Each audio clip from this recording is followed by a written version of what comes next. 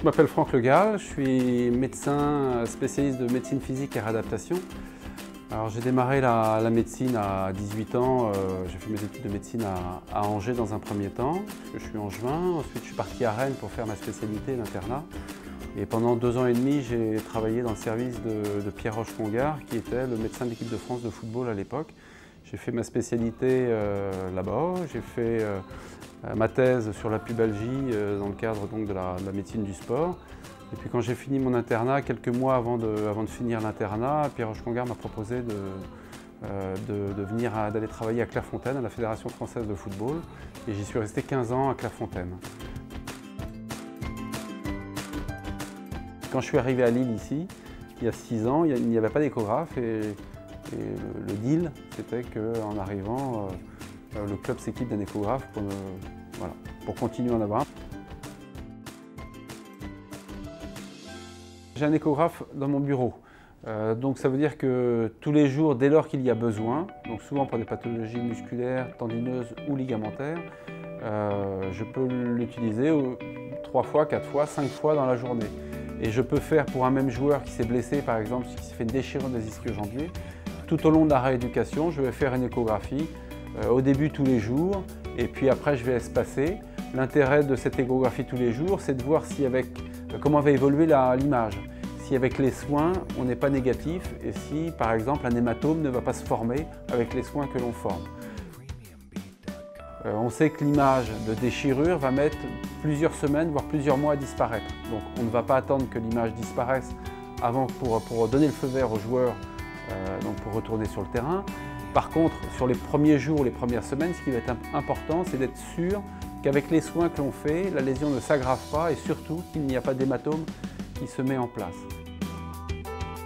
Un autre intérêt de l'échographie, c'est effectivement que c'est un examen qui est dynamique. Donc, c'est pas comme l'IRM par exemple où on met le joueur dans un tube, on va faire des coupes et ensuite on va s'intéresser qu'aux images que l'on aura devant nous.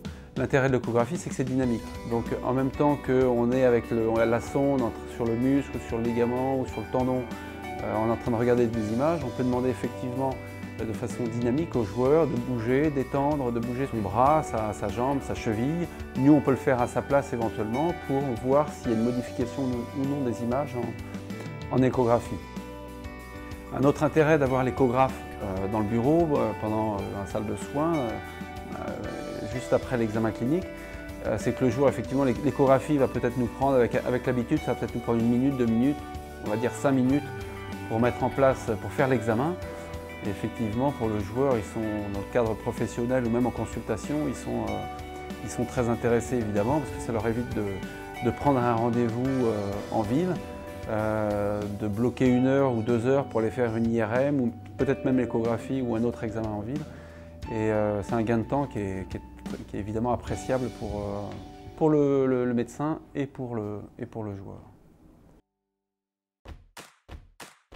Pendant la Coupe du Monde, avoir l'échographie auprès de soi, en fait, c'était indispensable parce que depuis 15 ans, 17 ans, j'ai l'habitude de travailler avec un échographe. Donc dès lors qu'il y a une question du joueur, ou que je me pose une question sur une blessure musculaire, tendineuse ou autre, c'est important d'avoir une échographie et donc c'est la continuité de l'examen clinique. Donc c'est indispensable de l'avoir. Et pendant la Coupe du Monde, tous les jours je m'en suis servi, très certainement, et j'ai dû faire peut-être sur 23 joueurs, peut-être que 15 joueurs ou 18 joueurs ont eu une échographie pendant la Coupe du Monde. Je considère aujourd'hui, mais c'est facile pour moi de le dire parce que ça fait plus de 15 ans que j'ai un échographe dans mon bureau, mais je considère qu'aujourd'hui c'est quasiment indispensable d'avoir un échographe.